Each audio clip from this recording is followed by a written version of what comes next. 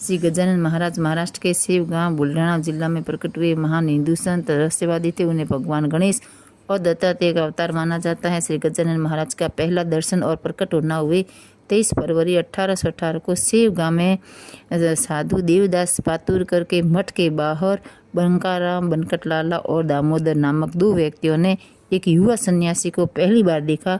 वह एक सुंदर युवक जो जमीन पर पड़ी झूठी पतलों से चावल बीनकर खा रहे थे और लगातार गंग गंग गणात बुते का जाप करते थे।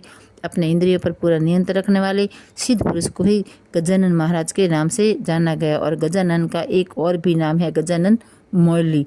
एक आदमी को कुछ रोग था तो उन्होंने पानी दिया, पानी जैसे उसको पिलाया तो कुष्ठ रोग मिट गया। और गजानन महाराज चारपाई बैठे थे, चारों ओर आग लग गई तो गजानन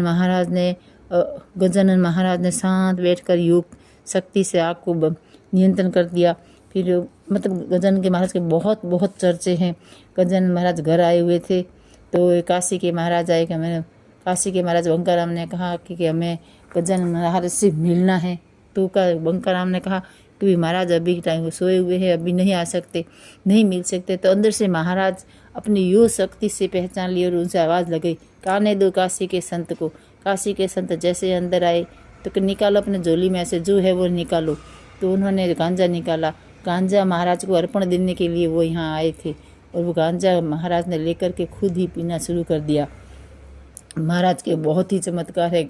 और गांजा और बहुत जैसे कि घोड़ा बहुत उग्र हुआ था, कोई दूसरों के किसी के मतलब उग्र घोड़ा था तो महाराज ने पास जाकर खड़ा हुए, घोड़ा एकदम शांत हो गया। लोगों की बहुत मदद की।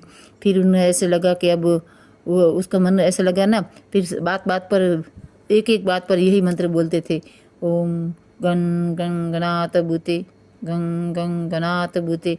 तो मतलब गण गणात भूते अर्थ क्या है?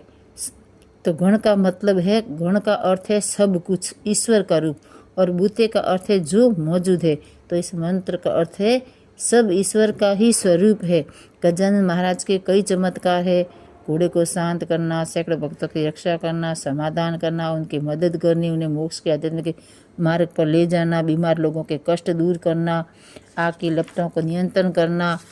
फिर महाराज के सब लोगों के कष्ट दूर करने के प्रकट हुए थे। रोगियों का रोग मिटाने, दुखियों का दुख हरने आए थे। और जब आए तो एकदम गरीब साधारण वेश में प्रकट हुए थे। उनका मानना था कि सब ईश्वर का ही है, न तो मेरा है, न तेरा है, न ऊंच है, न नीच है, सब ईश्वर का है। तो कौन अमीर है, कौन गरीब है, ये भेदभाव मिटाने आए। उन्होंने अपने छोटी उम्र में सब कुछ कर दिया। फिर उन्हें समाधि लेने का विचार किया। 8 सितंबर 1909 को उन्होंने समाधि ली। उनकी समाधि के स्थान पर भव्य मंदिर का निर्माण किया गया और सेव गांव को पंढरपुर भी कहा जाता है। अब श्री गजानन महाराज जी का उत्सव पूरी दुनिया मनाती है। उनके भक्त उनकी पहली उपस्थिति प्रकट दिवस को माघ कृष्ण सप्तमी को बहुत धूमधाम से मनाते हैं। खासकर महाराष्ट्र के लोग ज़्यादा मनाते हैं और इसी पंचमी का उनकी पुण्यतिथि के रूप में याद करते हैं। ये तो खास मराठी भाषा में लिखी गई है, लेकिन उसका अनुवाद हिंदी में किया गया है। चमत्कार तो बहुत है, थोड़े में ही पूरा करती हूँ। ये कहानी आपको कैसी लगी? लाइक करना, सब्सक्राइब करना, कमेंट करना। और ये कहानी नहीं है, हकीकत है।